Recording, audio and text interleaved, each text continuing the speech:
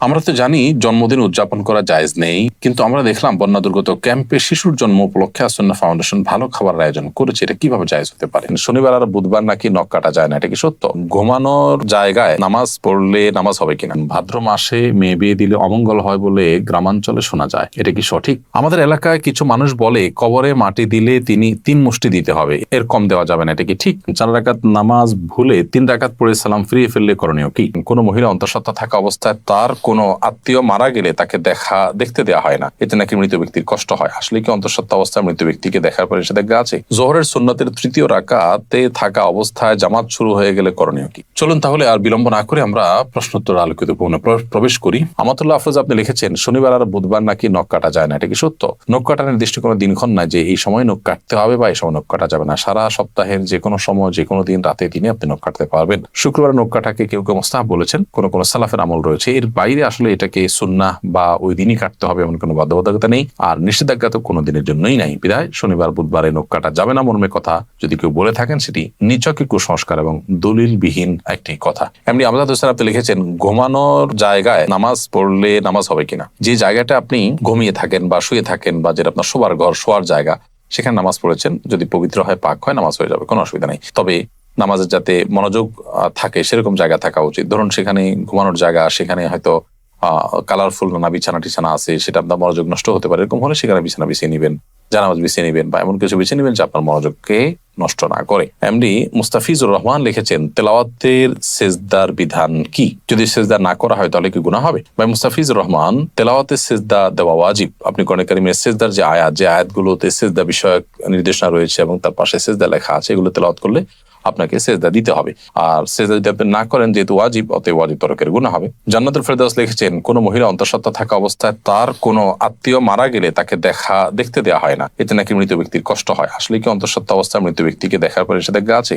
সম্পূর্ণ ভিত্তিহীন এবং কুসংস্কারের জন্য কথা। অন্তঃসত্ত্বা থাকা অবস্থায় অনেকগুলো কুসংস্কারের কথা আমরা জানি। এটা কাটা যায় না, সেটা কাটা যায় না, তারপরে চন্দ্রগ্রহণ হলে বাহির হওয়া যায় না, তারপর এই যে আরেকটা নতুন করে শুনলাম যে কোনো আত্মীয় মারা গেলে তাকে দেখা যায় না। একেবারেই ভিত্তিহীন কথা। আপনি যাদেরকে জীবদ্দশা দেখতে পারতেন, মৃত্যুর পর তাদেরকে দেখতে পারবেন। ধরুন আপনার শ্বশুর মারা গেছে, তো আপনি তাকে দেখতে পারবেন। যার সাথে আপনার দেখা দেওয়া যায় তাকে আপনি দেখতে পারবেন। অন্তঃসত্ত্বা হওয়া বা না হওয়ার কোনো সম্পর্ক এর সাথে বা এর কারণে কোনো পার্থক্য বিধানের ক্ষেত্রে হবে না। এমনি দেলোয়ার হোসেন লিখেছেন আমি গরু পালন করি, অনেক সময় গরুর প্রস্রাবের ছিটা কাপড়ে লাগে, এই কাপড় পরে নামাজ পড়া যাবে কি না? ভাই দেলোয়ার হোসেন, আপনি যে গরু লালন পালন করেন, এই গরু লালন পালন করতে গিয়ে যদি ছিটা পড়ে, সেই ছিটা যদি শুয়ের আগার সমপরিমাণ হয়, এরকম ক্ষুদ্র ক্ষুদ্র ছিটা যদি পড়ে 2-4টা, কোনো অসুবিধা নেই, এতে অসুবিধা হবে না। কিন্তু যদি অনেক বেশি পেশাব লাগে, ছিটা নয় বরং ফোঁটা পড়ে, অনেক ফোঁটা পড়ে, তাহলে সেক্ষেত্রে সেই কাপড় আপনাকে পরিবর্তন করে বা কাপড়ের সেই জায়গাটা ধুয়ে, যেখানে লেগেছে ধুয়ে আপনাকে নামাজ পড়তে হবে। আমাদের এলাকায় কিছু মানুষ বলে কবরে মাটি দিলে তিনি 3 মুষ্টি দিতে হবে, এর কম দেওয়া যাবে না, এটা কি ঠিক? না, এরকম কোনো বাধ্যবাধকতা নেই যে কবরে মাটি 3 মুষ্টির কম দেওয়া যাবে না, দিলে কোনো হবে এমন কোনো কথা নেই। কবরে মাটি আপনি 3 মুষ্টি, 5 মুষ্টি, 7 মুষ্টি, 6 মুষ্টি, যা খুশি দিতে পারেন। এমনকি মুষ্টিতে দিতেই হবে এমন কোনো বাধ্যবাধকতাও নেই। আপনি কোদাল দিয়ে দিতে পারেন, অন্য কোনো ভাবে দিতে পারেন। মৃত ব্যক্তিকে দাফন করা ফরজে কিফায়া। সমাজের কিছু মানুষ যদি সেটি করেন, সবার তরফ থেকে সেটি আদায় হয়ে যায়। অতএব মৃত ব্যক্তিকে দাফন করার এই কাজে আপনি শরীক হলেন, একটু মাটি দিলেন, এটা সবের কাজ, সেটা আপনি করেন। বাট আপনার এটা মাথায় রাখা দরকার যে 3 মুষ্টি দিতে হবে এরকম কোনো বাধ্যবাধকতার কথা কোরআন বা সুন্নাহর কোথাও বলা হয়নি। এমডি মুখলেসুর রহমান আপনি লিখেছেন 4 রাকাত নামাজ ভুলে 3 রাকাত পড়ে সালাম ফিরিয়ে ফেললে করণীয় কি? 4 রাকাত নামাজ যদি 3 রাকাত পড়ে সালাম ফিরিয়ে ফেলেন এবং সালাম ফেরানোর সাথে সাথে মনে পড়ে, তাহলে ওই অবস্থা আপনি দাঁড়িয়ে যাবেন, আরো 1 রাকাত যুক্ত করে তারপর শেষে সেজদায়ে সাহু দিবেন।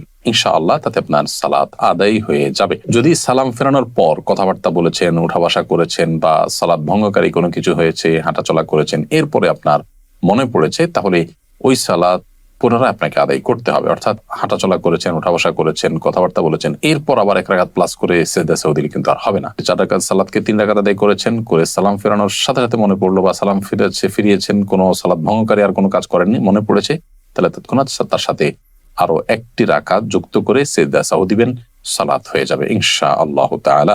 এসএইচ মোহাম্মদ আল জাবির আপনি লিখেছেন ভাদ্র মাসে মেয়ে বিয়ে দিলে অমঙ্গল হয় বলে গ্রামাঞ্চলে শোনা যায়, এটা কি সঠিক? না, এরকম কোনো কথা নেই। বিয়ের ব্যাপারে এমন কোনো সময় বা এমন কোনো কাল নেই যে সময় কালে বিবাহ হলে কোনো প্রকার ক্ষতি হতে পারে বা উপকার হতে পারে। বিবাহ সব সময় করা যায় এমন একটি বিষয়। শুধুমাত্র হজের এহরামরত অবস্থায় বিবাহ বন্ধনে আবদ্ধ হওয়া নিয়ে উলামায়ে কেরামের ভিন্ন মত আছে, একদল ওলামা ইকরাম জায়েজ বলেন, অন্য দল ওলামা ইকরাম না জায়েজ বলেন। তবে এর বাইরে অন্য বছরের অন্য কোনো সময়, রমজানের বাইরে, কাটা চাঁদ বলে আপনার জিলহজ মাসে, কোরবানিদের মাসে, সে মাসে, কিংবা এই ভাদ্র মাসের কথা আমি নতুন জানলাম, তো এরকম কোনো মাসে বিয়ে করলে কোনো অমঙ্গল হয়, মঙ্গল হয়, এরকম মনে করলে সেটি কুসংস্কার এবং বেদাত হবে। এ ধরনের কুসংস্কারের জন্য বিশ্বাসী হওয়া যাবে না। আফরিন জাহান লিখেছেন, আমার বাসায় প্রচুর পিঁপড়া, বিশেষ করে রান্নাঘরে কাজের সময় পিঁপড়া কামড়ায় বলে অনেক পিঁপড়া মেরে ফেলি, এতে কোনো গুনাহ হবে কিনা? পিঁপড়া যদি আপনি মারেন এতে গুনাহ হবে না, কিন্তু আগুন দিয়ে পুড়িয়ে পিঁপড়া মারবেন না, এ ব্যাপারে নবী সাল্লাল্লাহু আলাইহি ওয়াসাল্লামের নিষেধাজ্ঞা রয়েছে। এর বাইরে আপনার পিঁপড়ার উপদ্রব থেকে বাঁচার জন্য আপনি সেটা মেরে ফেলতে পারেন। যে কোনো প্রাণী আমাদের যদি উপদ্রবের কারণ হয় তাহলে সেটা থেকে আত্মরক্ষার জন্য আমরা সেটি মারতে পারি, কিন্তু নির্মম ভাবে বা অপ্রয়োজনে কষ্ট দিয়ে তাকে তিলে তিলে শেষ করা বলতে যেটা বোঝানো হয় সেটা করা জায়েজ হবে না। জোহরের সুন্নতের তৃতীয় রাকাতে থাকা অবস্থায় জামাত শুরু হয়ে গেলে করণীয়। জোহরের সুন্নতের তৃতীয় রাকাতে আপনি আছেন, এমন অবস্থায় জামাত শুরু হয়ে গেলে আপনি আরেক রাকাতের সাথে প্লাস করবেন এবং তাড়াতাড়ি সেটা শেষ করে জামাতে শামিল হয়ে যাবেন। এক্ষেত্রে নামাজ ভেঙে ফেলবেন না। এটাই হলো ফুকায়ে আহনাফের মত এবং এটা অধিকতর শক্তিশালী। আল্লাহ সুবহানাহু ওয়া তাআলা বলেছেন কোরআনে কারিমে, লা তুবতিলু আমালাকুম, তোমরা তোমাদের আমলকে বাতিল করে দিও না, নষ্ট করে দিও না। যদিও হাম্বলী মাযহাবের উলামা ইকরাম অনেকেই বলেন যে এরকম পরিস্থিতিতে আপনি নামাজ ছেড়ে দিয়ে জামাতে শামিল হবেন, কারণ নবী করিম সাল্লাল্লাহু আলাইহি ওয়াসাল্লাম বলেছেন, ইযা উকিমাতিস সালাতু ফালা সালাতা ইল্লাল মাকতুবা, যখন ফরজ নামাজের একামত হয়, একামত হলে তখন ফরজ নামাজ ছাড়া আর কোন নামাজ পড়া জায়েজ নয়, যার কারণে আপনি সেটা ছেড়ে দিবেন, এরকম মত তারা দিয়ে থাকেন। মূলত এই হাদিসের আর একটা ব্যাখ্যা হতে পারে, সেটা হলো যে যখন একামত শুরু হয় তখন আর ফরজ নামাজ অন্য কোনো নামাজ নয়, অর্থাৎ অন্য কোনো নামাজ শুরু করা যাবে না, কিন্তু শুরু করা নামাজ যে ভেঙে ফেলতে হবে সেটা কিন্তু এখান থেকে পরিষ্কার বোঝা যায় না, অর্থাৎ এটার একাধিক ব্যাখ্যা হওয়ার সুযোগ আছে, বিধায় এটা দিয়েই চূড়ান্তভাবে প্রমাণ করা যে নামাজ ভাঙা যাবে সেইটা সঠিক নয়। হাসানুল সিয়াম আপনি লিখেছেন, শুনেছি কেউ নেশাগ্রস্ত হলে 40 দিন ইবাদত কবুল হয় না। এখন প্রশ্ন হলো, কেউ নেশা করার পর 40 দিন না হওয়ার আগেই যদি তার ভুল বুঝতে পারে এবং তওবা করে ফিরে আসতে চায়, তবে কি সে ইবাদত করতে পারবে? প্রথম কথা হলো, ইবাদত তো করতেই হবে তাকে, পারবে মানে কি?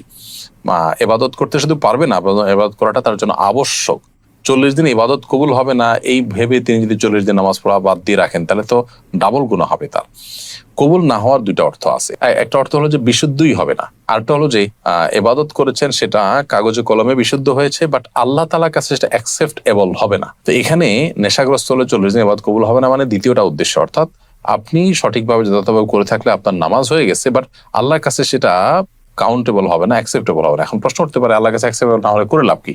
উত্তর হবে যে আপনি করে দায়মুক্ত হলেন, অন্তত আপনাকে আল্লাহ নির্দেশ করেছেন, নির্দেশ পালন করেছেন, সে কাজটা অন্তত হয়েছে। আল্লাহ কবুল কি করলেন না সেটা তো আরেকটা বিষয়। তো এই জন্য এরকম পরিস্থিতিতে নামাজ বা অন্যান্য ইবাদতগুলো আমাদের ঠিক অব্যাহত রাখতে হবে।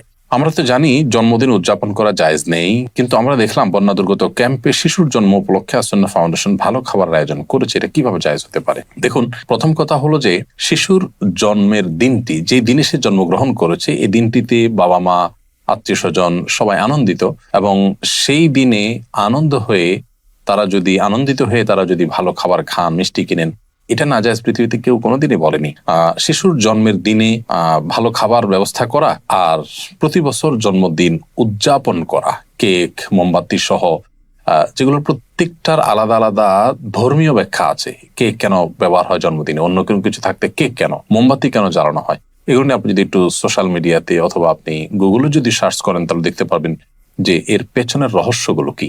অতএব ওই জিনিসগুলো একটা, আর জন্ম হয়েছে শিশুর, সে উপলক্ষে ওই দিনে মিষ্টি খেলেন, ভালো রান্না করলেন, যে কোনো আনন্দের ঘটনাকে কেন্দ্র করেই তো আমরা ভালো কিছু খাই, সেটাকে পৃথিবীর কোনো আলেম মানে নাজায়েজ বলেননি। দুটিকে যদি আমরা গুলিয়ে ফেলি তাহলে তো ভুল হবে, এবং সেই সাথে এটাকে কেউ ইবাদত শরিয়ার কাজও মনে করছে না। দুইটা জিনিস এখানে।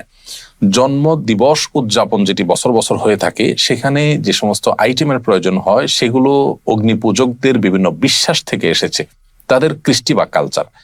আর যে কোনো আনন্দের বা যে কোনো সুখের কোনো ঘটনা আসলে তখন খুশি হয়ে নিজেরা ভালো কিছু খাওয়া বা খাওয়ানো, সেটাকে পৃথিবীতে কেউ নাজায়েজ বলেনি, এবং দুটি কখনো এক জিনিস নয়। এই পার্থক্যটা আমাদের করতে হবে। আমরা অনেক সময় এই বিষয়গুলোকে গুলিয়ে ফেলি। অ্যাক্সিডেন্টের কারণে আমার পায়ে প্লাস্টার লাগানো হয়েছে, এটা ভেজানো যাবে না, এমন অবস্থায় গোসল ফরজ হলে কি করব? অ্যাক্সিডেন্টের কারণে আপনার পায়ে যে প্লাস্টার লাগানো হয়েছে, পায়ে বা হাতে, সেই প্লাস্টার যদি ভেজানো না যায় পানিতে, তাহলে ওখানে প্লাস্টিক দিয়ে বিভিন্নভাবে পেঁচিয়ে তারপর আপনি গোসল করবেন।